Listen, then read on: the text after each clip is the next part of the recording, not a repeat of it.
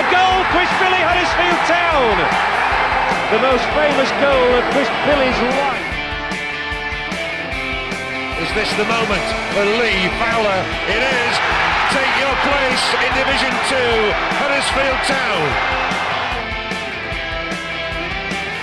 Ruby and Steve Simonson's boots now. He's missed. Steve Simonson clears the frame of the goal and collapses in a heap of tears. Huddersfield Town are promoted.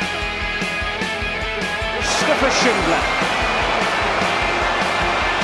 has a chance to write his name in Huddersfield Town legend. And he takes that chance!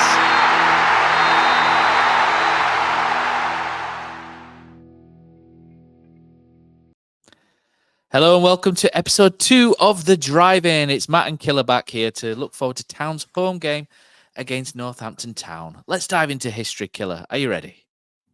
I'm ready. I'm always ready, Matt. Fantastic. So Northampton Town were founded in 1897, but it took 37 years before their paths crossed with Huddersfield Town. Called the Cobblers due to the town's history of shoemaking, they first met Huddersfield Town in the FA Cup in 1934. It was a 2-0 win as well at Leeds Road for Northampton in what was a bit of a cup surprise back then. The clubs wouldn't meet then in the league until 1963, which is 66 years after Northampton's formation, and obviously Town 55. When the Cobblers again defeated the Terriers and did the double-overs in 1964, and their greatest honour is finishing as runners-up in the second division in 1964-65. During that season, they beat us once again to make it 4 wins out of 4 meetings. Town would win the 5th, but it wouldn't stop Northampton's promotion charge, and then they spent their one and only season in England's top flight.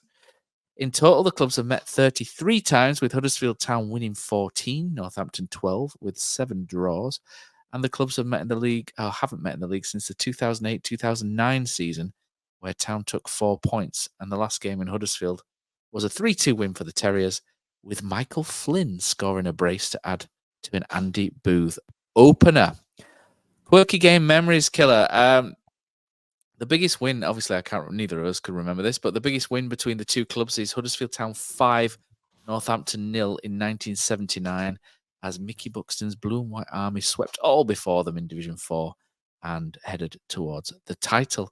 Any memories from Northampton Town visiting Huddersfield? I remember they had a Hoskins before. I'm sure there was a Will Hoskins at one point that used to play for them. I remember him. I think he might have been playing for Bristol Rovers at the time, but they always used to have a decent striker. And I do remember when they actually had a little bit of money for once, and they ended. This is where I was. If you go in 2003, this is exactly where I was going to. They tempted Martin Smith, didn't they? And Martin Smith signed for Northampton. And Lee Morris's dad, Lee Morris tells me his dad used to wave £20 notes at Martin Smith when they played Northampton just after that. So, because he did go for the money. Any memories for you? Apart from just that 2003 game, we played him after they did splash the cash and brought in Martin Smith. We played him at home in the September and battered him 3-0 at home, and that was a nice little moment that set us on a nice season that year, wasn't it? But then I know it's not the home game, the away game where the sponsor board fell into the town fans was also something that obviously lives in the memory. But maybe that's something we revisit when we play down. Do you know, we'll do that. We'll do that when we finish Northampton, and I know the guy that hit, so I'll try and get an interview with him for the return match at Northampton. I'll see if I can speak to Chris and get that on board, but that will be fun. Right, so recent form, Killers. Tell us how Northampton have been getting on. Well, obviously last year they managed to somehow finish 14th in League One, and going into this season, they've still not really brought in many signings that they expected to kind of take them up into the top 6. And since the season's began, really, the form's been pretty awful. They've not had to play anybody at the top of the table yet. They've had Bristol Rovers in the opening game away from home. They lost 1-0. Then they beat Exeter at home 2-1, but Exeter haven't been anything fantastic yet this year, have they? Drew away at Barnsley, which was pretty good. A nice 2-2 draw there.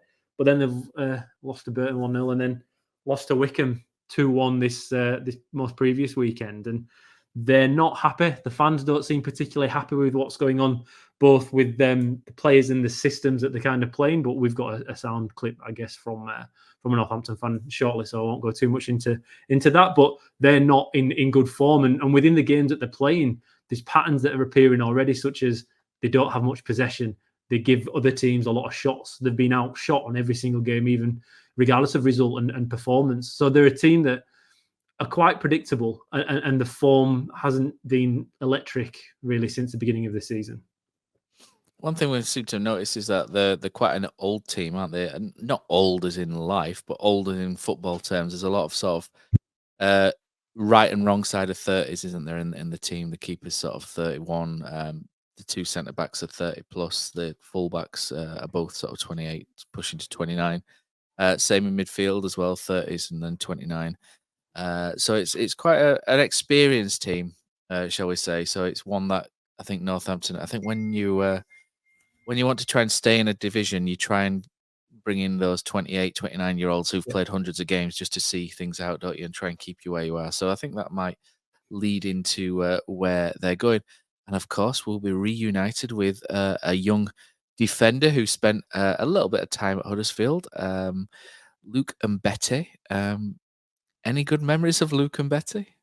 Not many, to be fair, for me, Matt. But listening to the, I like to, before doing the preview, the driving, I like to listen to the opposition that were like coming up against their own podcast. I like to have a quick look on the forums to see what the fans are saying.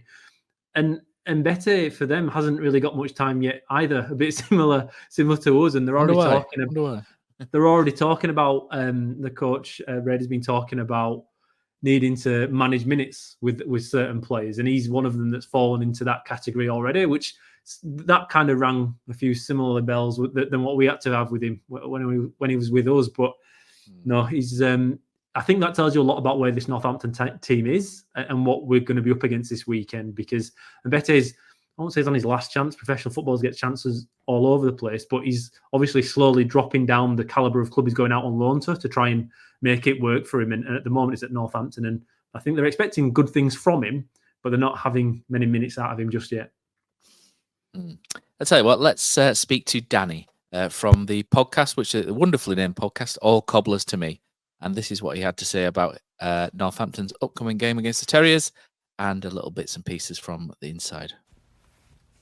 Hi guys, Danny from the It's All Cobblers To Me podcast here. You can find us at cobblerstome.com or on all social media if you wanted to. We record every Sunday night, release on a Monday, so we'll be looking back on this game on Monday's podcast and previewing it this week on a Friday as well.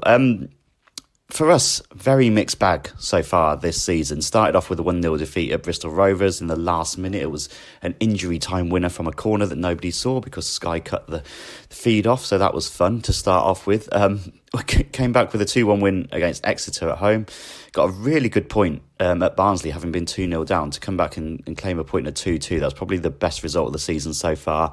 0-0 at home to Burton, which wasn't a great game. And then at the weekend, we lost 2-1 to Wycombe, where Wycombe were basically just so much better than us in terms of what they were doing.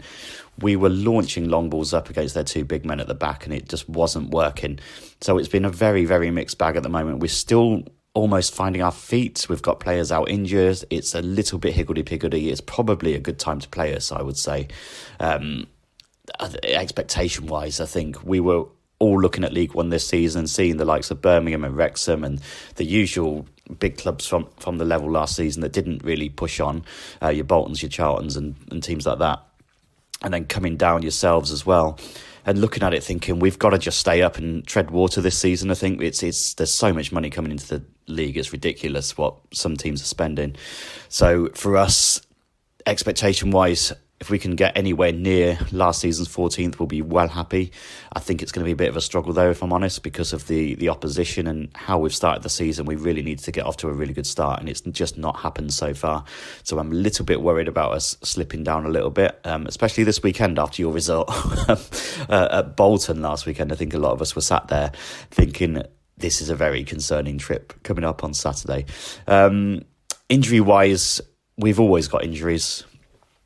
It's a long running thing with us for the last couple of seasons. We've had injuries pretty much every week. We don't hear a lot about them. So players can come back on the bench out of nowhere. Players can drop out completely out of nowhere once the team news comes in at an hour before kickoff.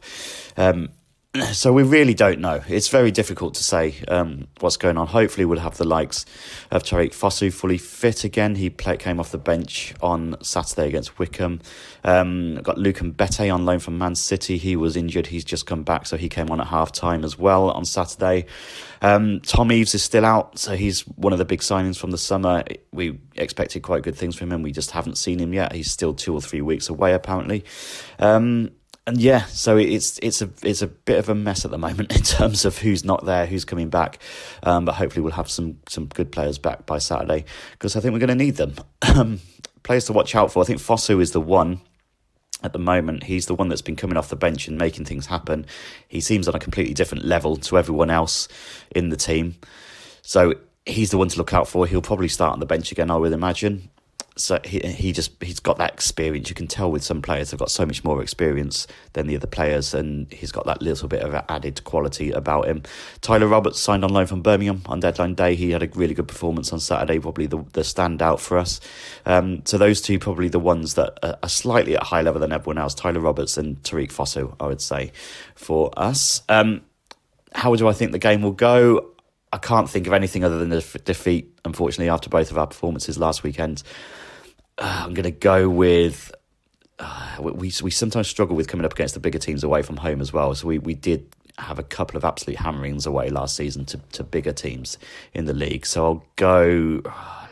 I'll probably go something like 4-1, I think. I'm really, really fearful of this weekend. I think you're on really good form, and I think you'll take the form that you had against Bolton into this weekend. So I can't see anything other than quite a heavy defeat, but I can see us getting on the score sheet. So I'll go 4-1. Anyway, yeah, good to chat to you all. All the best for the weekend and for the season, and we'll speak to you guys soon. There we go. Thanks very much to Danny for that. He seems very confident of a Huddersfield Town win, which is going to be interesting. Killer, to the tactics board. Get the tactics board out. There we go. Tariq Fosu, that's a really interesting one, isn't it? Because he looked quite decent at Brentford at one point, didn't he? He was coming off the bench. He looked a real sort of dangerous player, and something just didn't quite happen there. He was obviously he's played at Brentford, and then he's had a couple of loans out at Stoke where it's not really done much, and then Rotherham. I remember him playing for Rotherham actually, and then last season, he's just spent it sat doing nothing, like playing Xbox or something. He's not had a club. Apparently he's trained with Charlton, but he's not been playing any games. That's really strange. So it's I strange, understand. Matt. And not only that, though, he's a Ghanaian international. I think he's played 4 times for the Ghana national team, and now that's not an average national team either. They're a good outfit. He should be a lot. But then you got the same with Tyler Roberts as well, Matt. Northampton, whilst they don't look fantastic on paper, there's a couple of players within there that can cause problems, that they have something about them. The consistency is not there, and that's why they're probably at Northampton. Yeah, so we'll start with this Northampton team. What to expect? So, like we were saying, they're quite an experienced outfit. So Lee Burge in goal, who's got over 100 appearances under his belt for Cardiff. Not Cardiff, Coventry City, and a little bit at Sunderland as well. So that's an experienced goalkeeper coming into some good years. Right back is generally Aaron McGowan, 28 years old, and then we look at the back here. We've got Baldwin, usually plays right centre back, is 31. Guthrie, 32. Brough, again 28. So that's an experienced backline, and I'm sure it's not as easy to break down as what people think. And Betty's played a couple of games, but he's been playing left back, if anything, when he's come on rather than centre back, which might keep him out of harm's way, if you like. The midfield's interesting as well. Killer, right hand side, Mitch Pinnock. He's someone who's been around for a while as well. 30, I think he was 31 now. 29, sorry. Just had a quick check. 29, 30 in December. In midfield, McGeehan, again, 29. Sauby, 29. Hoskins, who feels like he's been there for ages. He's in his 30s now. It's, again, an experienced bank of 4. And then up front, if Eaves isn't fit, Fosu probably won't start because, like I say, he's not played football for a year. So he'll no doubt come off the bench at some point and be exciting for them. But the strikers that they're going with at the minute, Tyler Roberts will probably drop a bit deep. People will remember him from Leeds United. And then Callum Morton up front, who's on loan from Salford and hasn't scored a lot of goals in his professional career, but he's only 24. For me, I can just see them maybe sitting in for this one, using their experience to wind the clock down, niggle, slow things down, and these two banks of four will just kind of sit deep and just try and annoy us. I think the two midfielders will drop in on what they'll be expecting to be Wiles and Evans in midfield, and then I think Tyler Roberts will drop towards our number 6 area here, and they'll probably play a little bit like that. And then these guys will probably tuck in, and it'll be a difficult wall to break down until and if we can. So with that in mind, Killer, Lee Nichols locked in as always, isn't he, in goal? I think for Town, especially with Chris Maxwell's got is it pericarditis or something, which is sort of inflammation of the heart. So sounds horrible, does that? So in the very unlikely event that he listens to this, I hope he gets well soon. That's not a nice thing to hear. Centre backs, Killer. Brodie Spencer is sort of on his way back, but probably not ready yet. So for me, I think he's going to name the same team. I'll be very surprised if he doesn't. I wouldn't personally. I would make one change to the team, but for me, I'm looking left centre back. Big Nige is really, I think a lot of Town fans are warming to him. He's looking really, really decent. He looked really decent against Bolton. Michael Helik, centre back. Tom Lees will probably play at that slightly more tucked inside on the right here. Sorensen, I suppose there may be a question mark. We haven't had the press conference yet, but Mikel Miller did go off with an injury, so it may be that Jaheim Headley starts on the left if Miller isn't fit. And to be honest, not to do Northampton down or anything, but it could be a game where if you do want to not take a risk on someone, then perhaps this is the kind of game you play Northampton. Oh no, that's going to come back and bite me, isn't it? But you play Northampton. I know you play Northampton at home, who are not expected to be as good as your Birmingham's, etc. Stockport up at the top, Charlton. So maybe it might not be. Maybe it could be the game to do that. In midfield, Wiles and Evans back on form again this weekend, which was great to see. The number 6 for me is the question mark, and this for me is the game where I pick Hodge. I think this is the time to take Jonathan Hogg out of the team, and that's simply because they'll be sat deep. Our midfielders here will be pushing on into these areas, and it just leaves Jonathan Hogg very lonely here. And the thing is, he doesn't tend to venture too far from here either, so that makes the passing incredible. A lot longer. If we're our two strikers are looking to get in behind, then all of a sudden you've got quite a lot of distance here to make up. And for me, I think Hodge will be able to get up into these areas a bit more and make those shorter, more incisive passes. If Hogg does play, it may be that these guys get drawn a little bit further back looking for the ball from him, which then allows them to sit in a little bit more. So for me, it makes more sense to try and play a ball play. So if Herbie Kane's fit, for example, you would pick Herbie Kane there because Herbie Kane could just sit and he could dictate and he can find these passes into awkward areas here in between the channels. And that's where it'd be really sort of awkward for Northampton to deal with. But Hoggy, not his forte, shall we say, passing through 7 or 8 people, through the eye of a needle. But he has done it on occasion. So for me, Hodge would be the person if Herbie Kane's not fit, which we don't expect him to be. And then up front, I wouldn't change it either. I go Callum Marshall and Josh Koroma, who is on for 20 goals in 40 games, Killer. Oh, keep saying it, Matt. I get excited every time everybody starts to buy into it. I think the back four in Nichols and the 3 centre backs is static. Nothing's going to change there. Even if Miller was fit, I think there's a question over would you have Jaheim over Miller. I think Headley offers more going forward, personally. I think he's a bit more of a direct runner and he can offer just a little bit more. The way Northampton played against every team so far this year, they've always gone with the back four, But the wingers nearly become like a back six. They've played really, really deep. And now the way they try and play football is 60 minutes, contain, old man football. They'll outthink you. And in time, then they try and make the changes to bring a little bit more of a fresh impetus later on and try and chase you down. That's what we're in for this weekend. They are going to sit so deep, probably deeper than anyone else we've seen this season. I mean, Stevenage second half kind of gave a little bit, didn't they? Shrewsbury took it to us a touch. That's not Northampton's game. And again, I don't know if they've got it in them to even have a go in that way. They're going to come and try and frustrate us. They don't concede many goals. We've only conceded 7 this season or something. I don't know, it's only early doors, but if you look at where they are in the table, most teams around them have conceded a few more. So they are going to be tough to break down. And for that reason alone, I'm with you. I'd have Hodge in for Hogg. I think we've seen Hodge first touch against Rotherham, he scores a goal, right? He can kind of go further forward, which Hogg cannot do. Hogg is probably the better defensive midfielder, absolutely, at this moment in time.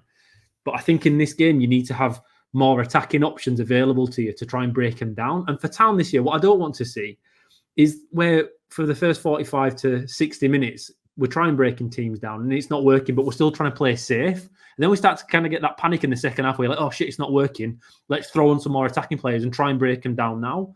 You know that we're going to have to try and break Northampton down. So let's try and go from the off rather than giving us a shorter period of time at the back end. The only other question, Matt, I have is that I think it's one of those games where Freddie Ladapo is kind of tailor-made in that if they're sat deep and you're putting crosses in and Sorensen's going to be whipping the balls in, you're Fox in the box guy, you're sniffer, if anyone's listened to the review podcast. The sniffer. That's what you want in there, though. And if it drops and it's a congested area because they'll defend very compact, we know exactly what we're going to be up against. He is that striker. He could be the difference this weekend. I hope it's not, because I do think we're going to start with Marshall and Karoma. But I think for those two, it's going to be probably a more difficult task than they've had this season, because they are going to be so defensive, and it makes it harder for diminutive strikers in Karoma and Marshall to kind of do what they do best. But they're going to sit deep. We're going to have all the ball, and we're going to be chucking the ball in. I do have to say though, Matt, Danny's chucked a 4-1 prediction in for Town to win this game. Have we ever had any prediction from any opponents anywhere near that? That's quite obscene, isn't it? For them to expect us to actually do a decent job over them. False sense of security. Speaking of predictions, Killer, what are you going for? I'll go 3-0. I don't think Northampton will cause enough problems going forward. I just don't think they've got it in them. I think they're going to try and frustrate us, but just against Bolton again, that riding that wave and getting Wiles and Evans doing bits again. And I think that we're going to be operating in the part of the field where they will be busy again and they'll be able to kind of do what they do best. But then I don't know. I feel stupid even saying 3-0 after Stevenage and Shrewsbury. We're not the greatest team at breaking teams down, are we? We haven't been yet this season. But I think that will change. And I think we'll have been working on stuff down at Canal Side and we'll be better because of it. This really is a game we can have a go.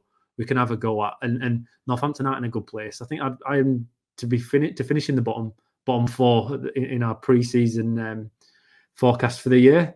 And they've shown me nothing during the season for me to change that just yet. And these are the teams. If you want to finish top 2, if you want to go neck and neck with Birmingham, you've got to win these games, and you have to at some point of the season make a bit of a statement. We did last weekend against Bolton, and this is another game at home.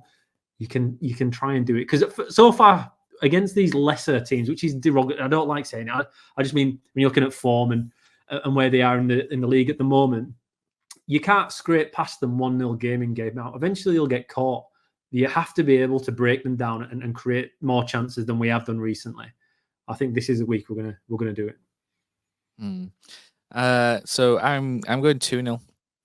So I just think this will be another awkward game for us. I think Northampton will make things tricky, awkward, and we won't like it essentially. And I've got Karoma and Ladapo to score. Maybe both goals second half. I don't know. I just find it. I think we'll make a lot of changes as well during the game, because I think we'll have one eye on Blackpool as well Tuesday. So there's 2 games in a short space of time that Town will be looking to win both, and I think they'll try and manage the players as much as possible. To try and make sure that the team's ready to go again on Tuesday, and I do think there'll be quite a lot of changes around the 60-minute mark, and one of those will be Freddie Ladapo will come on with Bojan again, and I think one of them might score, and it'll be from a flat crossing from the flank, I think so. But I think we can win this. I think we will win this. But I don't think Northampton will be the pushover. Danny's lulling us into that false sense of security, because, to be honest, he mentions our form against Bolton, and to be fair, that's the first win in what, 4? We lost the previous 3. It's a great win. It's 4-0. But we didn't play amazingly well to get it either. So I don't think we're we've not quite hit our optimum level yet, and I don't think we will hit that for quite a while. So I imagine we'll win this out. We'll dig it out. We'll win 2-0, and that's all I'm going for on that one, Killer. Around the grounds, has anything stood out for you? The other day Birmingham played Walsall. I've got absolutely no idea what that was. It felt like some kind of procession of how many celebrities you can fit in a ground at one point, didn't it? With Tom Brady, David Beckham, and all sorts going on, wasn't there?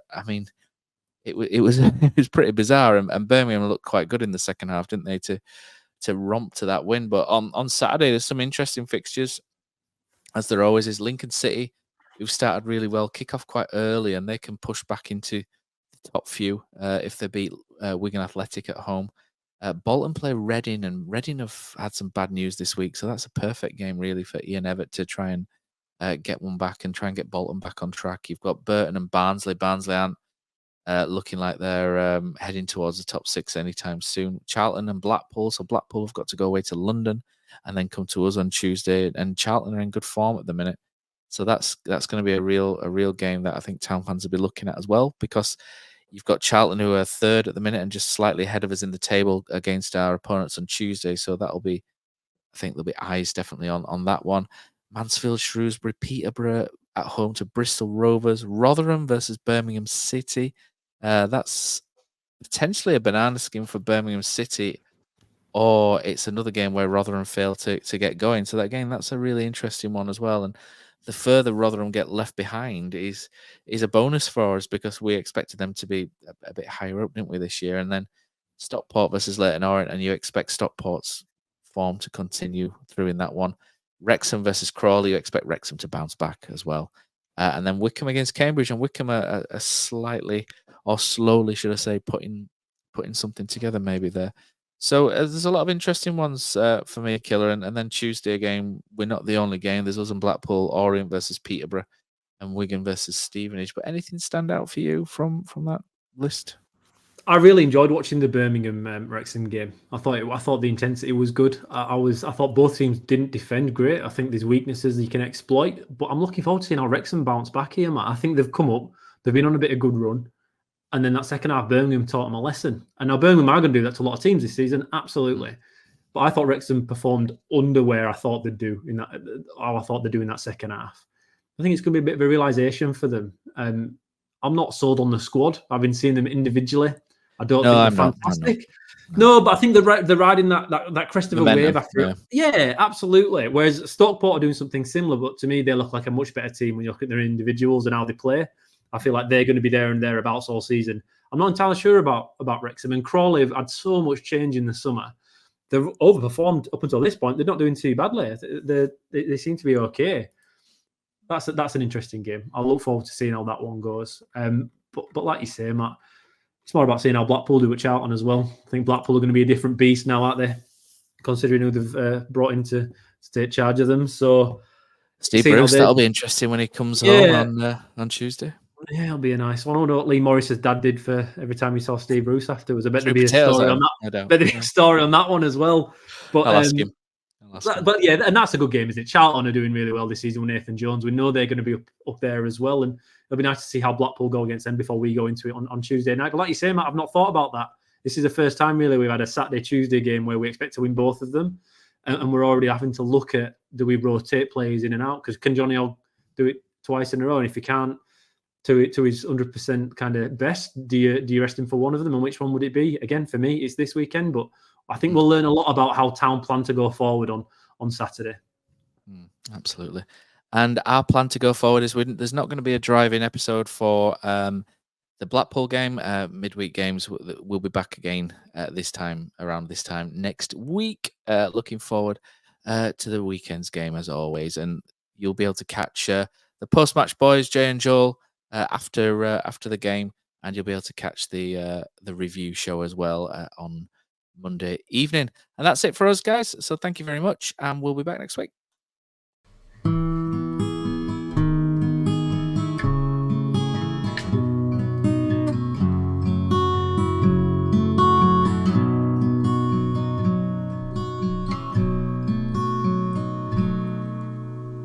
There's a team that is dear to its followers. The colours are bright blue and white. They're a team of renown, and they're the pride of the town. And the game of football is their delight. And all the while upon the field of play, thousands loudly cheer them on the way. Often you can hear them say, who can beat the town today? And then the bells will ring so merrily, and every goal shall be a memory. So town, play up and bring that cup back to Huddersfield. So town, play up and bring the cup back to Huddersfield.